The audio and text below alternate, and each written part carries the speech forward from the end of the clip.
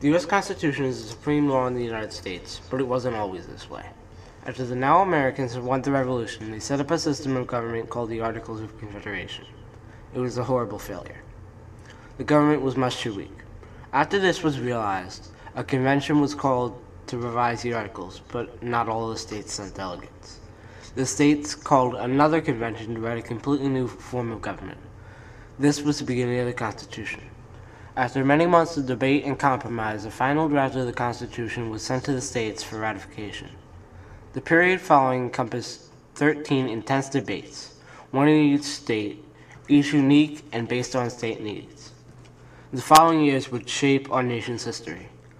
The debate over ratification of the Constitution gave rise to the nation's first political parties. The Federalists, for the Constitution, and the Anti-Federalists, opposed to the Constitution. The leaders on the Federalist side included Alexander Hamilton, James Madison, and John Jay. Some notable Anti-Federalists were George Mason and Patrick Henry. These two parties had many differences. For example, the Federalists believed in a strong federal government and the Anti-Federalists wanted state power. One of the most heated discussions of the time was the lack of a Bill of Rights in the Constitution. Most states already had something stating the basic rights of people in their local governmental documents. Many Anti-Federalists opposed the Constitution for this very reason. The Federalists didn't want a Bill of Rights, however, and James Madison even went as far to say that a Bill of Rights would be unnecessary and dangerous. The Bill of Rights was a major turning point at many state conventions. The points of conflict were generally the same when discussing ratification. The Federalists looked at all arguments that the Anti-Federalists used and devised counterpoints to them. Not only did the Federalists use this in debate, they also published their findings. Under the pen name Publius, Hamilton, Madison, and Jay published a series of 85 papers, talking about aspects of the Constitution ranging from foreign affairs to the powers of the branches of government to taxation.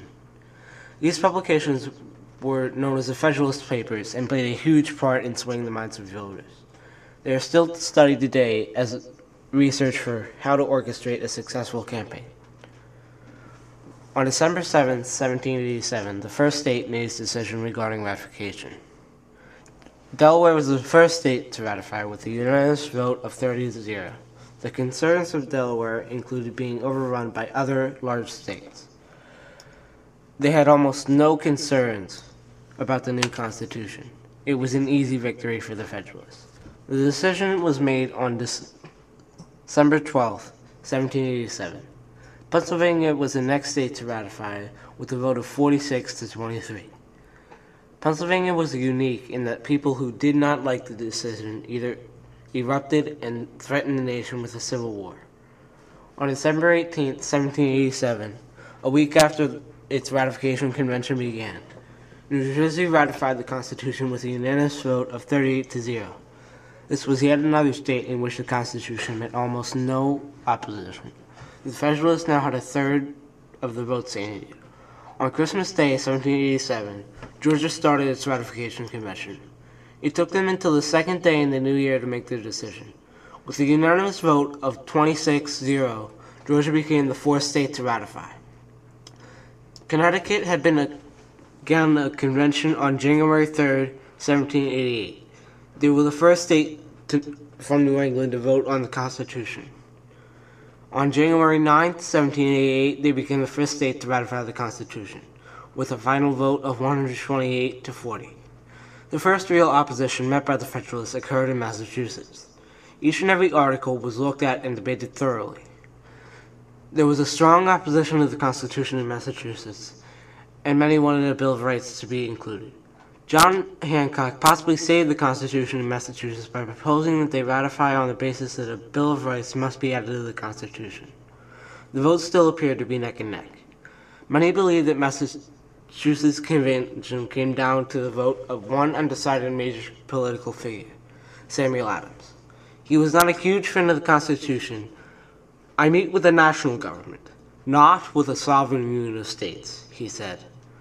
But he was always one to reflect the wishes of his fellow Bostonians, and the proposed Bill of Rights changed his mind. The final vote was 187 for to 168 against. Even though the Federalists already had 6 out of 9 votes necessary to ratify the Constitution, they were feeling nervous. Federalists that sensed imminent defeat had just postponed the New Hampshire Convention, and Rhode Island had just said no to the Constitution with a vote of 10 against, 1 for. Things were looking ominous for the Federalists. Maryland was a key state in the ratification process. Madison wrote to Washington regarding the Maryland Convention. The difference between even a postponement and adoption in Maryland may possibly give a fatal advantage to that which opposes the Constitution. The Constitution was virtually unopposed in Maryland. On April 28, 1778, the Constitution was ratified in Maryland with a vote of 63 for, 11 against. South Carolina ratified on May 19, 1788, with a vote of 149 to 73. Many historians now believe there was a whole bunch of bribing and uncivil persuading by the Federalists. However, there was only one more vote necessary to ratify the Constitution. New Hampshire had postponed its convention previously, but now it was time for it to meet again. From the looks of it, there was not a clear advantage for either side. Through persuasion by Federalists like Sullivan and Langdon, 5 delegates agreed on the same basis as Massachusetts.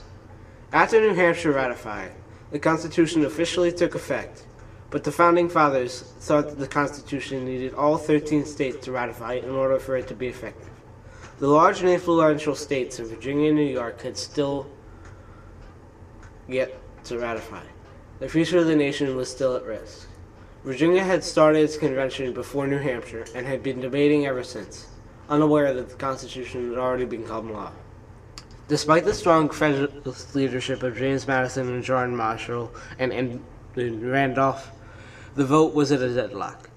Again, a small number of delegates shifted their vote on the basis of amendments to the Constitution later. On June 6, 1788, Virginia ratified with a vote of 89 to 79. New York may have had strong Federalists like Alexander Hamilton and John Jay, and the Federalist Papers focused their points mainly on issues here, but the support against the Constitution was more than double than Federalist power in New York. Every article went through scrutiny, but the news of ratification by New Hampshire and Virginia swayed many voters. Still, the vote was deadlocked. The only thing that caused the Constitution to be ratified in New York on July 26, 1788, with a vote of 30 to 27, were the 56 proposed changes to the Constitution. After Virginia and New York ratified the Constitution, Washington was elected the first president of the United States. Congress met for the first time and started to cater to the diplomatic agreements made in the ratification process. North Carolina heard about the Bill of Rights and called for its ratification convention. This time the vote was 194 for and 77 against, almost the exact opposite of their first vote. Rhode Island had still refused to hold another convention until we received a message from Congress telling them that they must hold a convention. Even though they were the last state to join the Union, the vote was still close at 34 to 32, and they still proposed changes. One major turning point of ratification was the Bill of Rights.